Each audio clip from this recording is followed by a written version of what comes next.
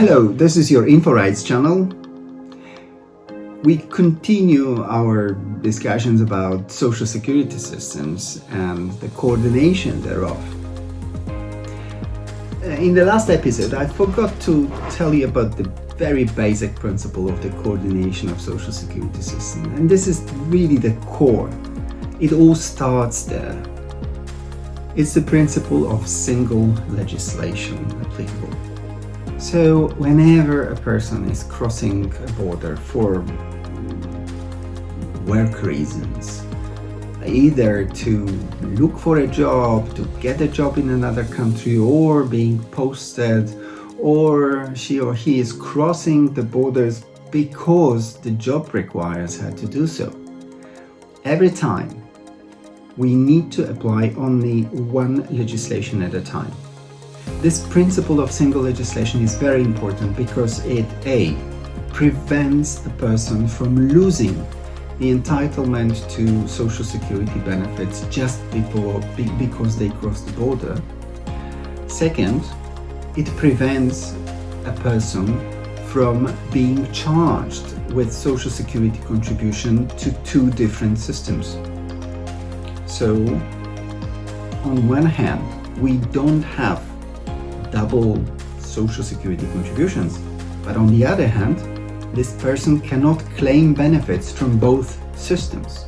So it prevents also from claiming two social security allowances. But the most important part is that you do not drop out of social security system. So at any given moment, you are subject to some social security legislation. That's the beauty of mobility. Well, imagine what would be freedom to move if by crossing the border you would lose your entitlements to pension or your entitlements to social security benefits. What if you going to another country to work, you would have to start accumulating your social security rights from scratch. So it is very important that this single legislation applicability principle is in place. The big question is, if you cross the border, which legislation applies? And we have few rules about it, also in the regulation on social security coordination. And the first rule is called Lex Loci Laboris, and it's a very logical rule.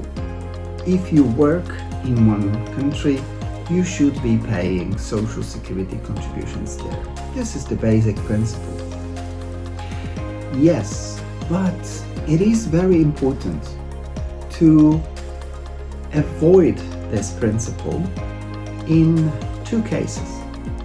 One case is when you work in another country only temporarily and for the employer who is running their normal activity in the sending member state. So if you're a posted worker, you should not change social security system unless your posting assignment exceeds 24 months. Really, after 2 years, it's time to change social security system. However, if your posting assignment is shorter than 24 months, you should remain subject of the legislation of the sending member state. That's the principle of single legislation in action. And also, this is the idea of really mobile workforce in the European Union. Because sometimes you do have workers that require to do their job correctly, they require to be in different member states in different moments. So sometimes the nature of the job requires a worker to travel around the European Union. The most obvious example is, of course, the truck driver in international transport. They are crossing borders between social security systems every day, sometimes even few times a day. Imagine a truck driver going from south of Germany through France, Luxembourg, Belgium to the Netherlands. They cross five, I think, social security systems. Where should they pay social security contribution?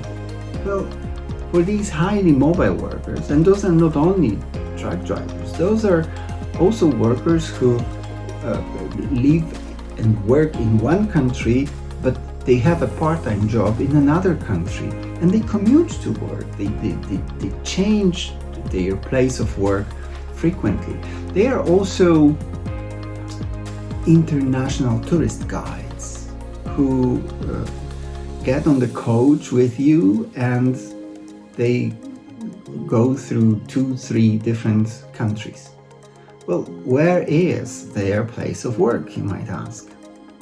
Where should they be insured if Lex Loci Laboris is applicable?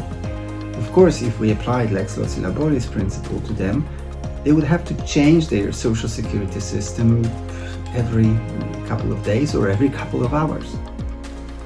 So, for them, we use the legal fiction and we pretend as if they were doing all their job in one member state. And here again comes the big question, which member state is going to be? Well, as a principle, this should be the member state of the country where they have their place of residence, where they live. Unless they do not perform substantial part of work in the country where they live. The substantial part of work is considered to be enough if it's 25% of your working time. So if you live in one country and work 25% there in that country, the legislation of that country will be applicable to you even if part of your work is done in other member states, in at least one other member state. If you, however, do not perform 25% of your working time in the country where you reside, there is another justification for the application of social security system, and that is the place of registration of registered office of your employer. So you should pay social security contributions and get social security benefits from the country where your employer has registered office or runs their activity. And this is also quite a stable criterion. It is very important for highly mobile workers, like truck drivers, like elevator servicemen, who go around Europe and repair elevators, to be subject to a single legislation. I even think that for highly mobile workers like this, it is even more important that they do not change their social security legislation too frequently. Stay tuned for more information on InfoRights channel about posting of workers and the rights of posted workers.